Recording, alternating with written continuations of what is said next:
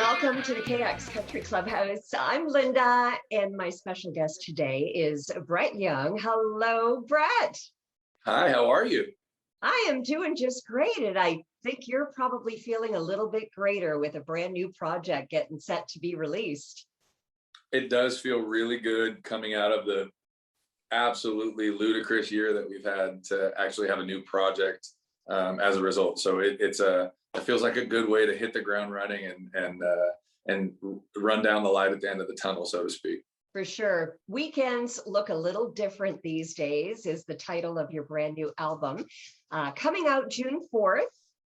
And I had a sneak preview of the album yesterday. And the title track really, I think, reflects your lifestyle right now as a parent. Yeah, it does. I mean, that's the reason we not only chose it as the title track, but also put it at the front of the record. I think anything that I have to say can be summed up with that song. And I think it colors the songwriting and the rest of the project as well. Life changes. And I think as a songwriter, if you don't continue to make adjustments to keep being honest and vulnerable and current with your fan base, you're going to lose people. And it doesn't seem fair to keep asking people to listen if you don't keep pulling the curtain back a little bit. And so the reality is that a couple of years ago, my weekends were either me playing shows or me meeting buddies at the bar to watch college football. And now weekends look like me holding my daughter in a diaper, drinking a bottle while I watch college football. So there's a lot of things that have changed, and it felt the most honest and transparent to talk about those things. And did you find that during the pandemic, as you were writing, I know you're the co-write on the entire album, do you find that you have totally grown as an artist? I mean, I feel like I have a long way to go as a songwriter, mostly because of the things I had to learn and make adjustments for writing this record. I do see a lot of changes. I've never written a breakup song when I didn't feel it before. And the song that closes this record is obviously something that I'm not going through personally in my life right now. So to stretch myself to write things that are cause me to go back to when I used to feel a certain way, or ask a songwriter in the room like, hey, can you relate to this right now? Can you help me connect to this right now? There were a lot of things that were interesting that made me grow and stretch myself as a writer. But knowing that that's still happening right now, it makes me believe that there's still a lot of growth. I'm excited to see as my life changes and life experiences change, like what that looks like writing even the next record. For sure. The song that you're talking about, is it You Didn't? Yeah, You Didn't is a song that all we really knew we wanted to do when we sat down to write it was there were four of us that had a mutual love for Boys to Men. And so all we knew we wanted to do was write something that made us like reminiscent of early Boys to Men records. And next thing we knew, we had fallen into this idea about a breakup that wasn't angry and nobody was mad at each other. It was just they weren't on the same page. And I think sometimes people need to hear that song too, where it's like, nobody cheated. This isn't that story. This isn't a Hallmark movie. This is just one person fell in love and one didn't. And it was time to move on. And for whatever reason, I don't know what it is about that story where the person that gets their heart broken is actually kind about it, that makes it hurt more. But when I listen to this one, it's a painful one. Well, when I first heard it, when it first started, I thought, oh, this is a kind of a slow dance in the kitchen kind of song. And then as I kept listening, I went, oh, maybe not. But even though it's a sad song, I thought this is a good sad song. So I totally agree with what you're saying. I think sometimes you need permission to walk away from something, even if you're in love with the person. And by giving the writer, the singer in this song, permission to say, I would have stayed, but obviously you wouldn't have. And so I'm not going to drag this out for you. Trust me, you don't have to feel bad. I'm good. When you give the person in the song the permission, you kind of give anybody in the world that's listening that same permission if they're going through that. And you're right. It's totally a waltz. It's this swung thing. And it sounds like you should be slow dancing. Maybe it's your last dance. I don't know. Maybe it's the breakup song. I'm not sure, but it's the only out of place song on the record. But it wouldn't be a Brett Young record if it wasn't finished with something that made you cry. So we had to add it in there.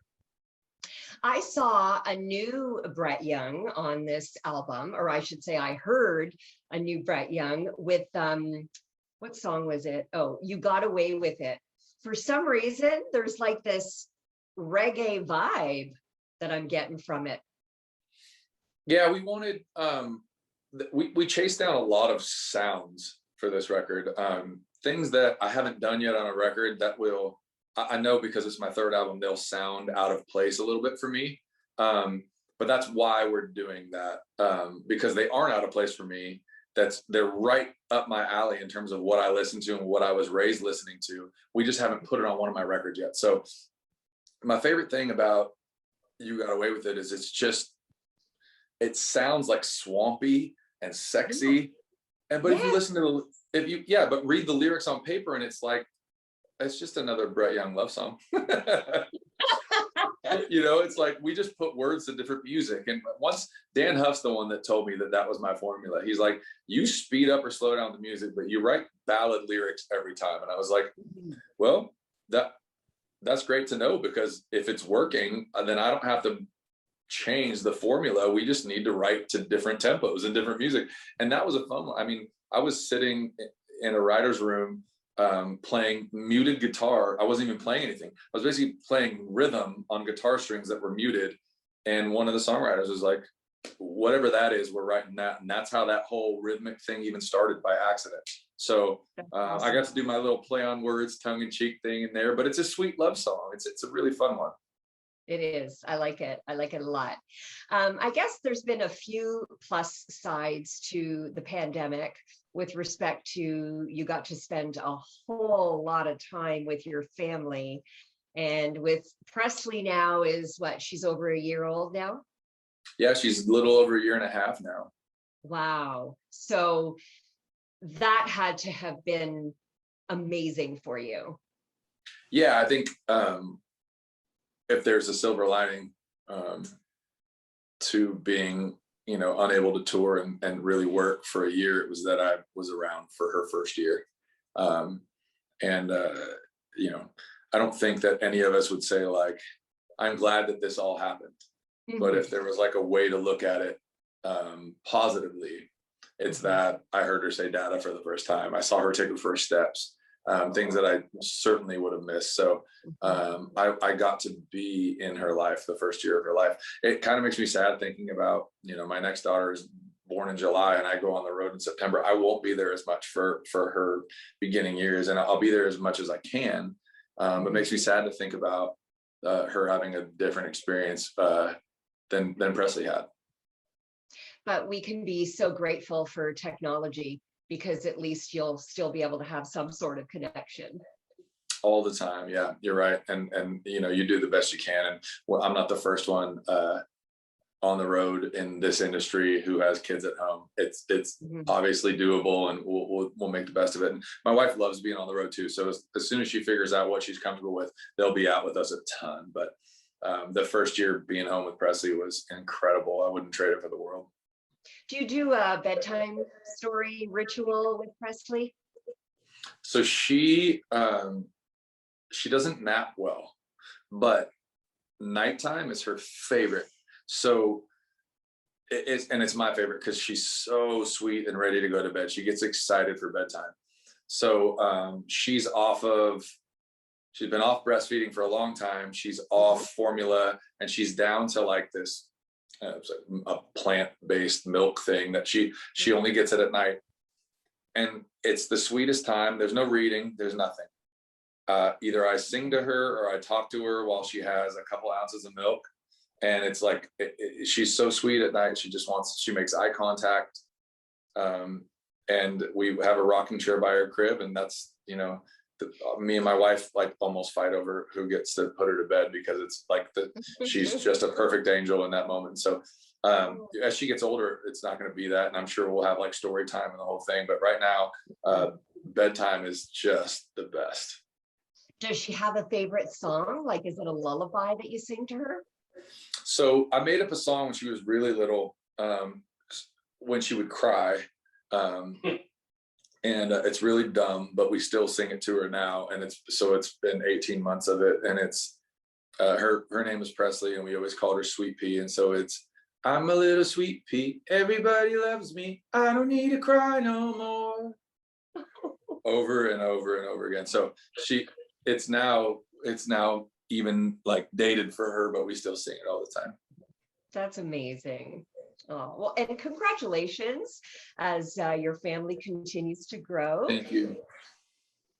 Any advice for first-time parents? I know that, when you're a first-time parent, we always say, well, there's not a book that we can pull out and this is how you do it.